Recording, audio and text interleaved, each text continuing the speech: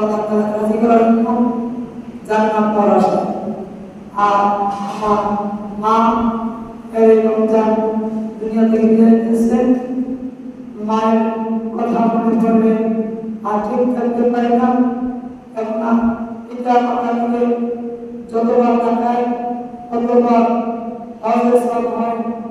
এখন আমার মাও নাই, বাবাও নাই, এখন কার তাকে সেই হজের সব অর্জন করব। আমরা যাদের বাবা আছে আমরা তাদেরকে তাকে হজের সব অর্জন করতে পারবো। আর আমরা যাদের পিতামাতা নাই আমাদের নিয়ামত বন্ধ হয়ে গেল, এই সুযোগ বন্ধ হয়ে গেল। আর হাজার চেষ্টা করে আর লক্ষ চেষ্টা করে পিতা মাতাকে জানিয়ে যে হজের সব পাওয়া যায় সেই হজের সব থেকে আমরা বঞ্চিত হয়ে গেলাম।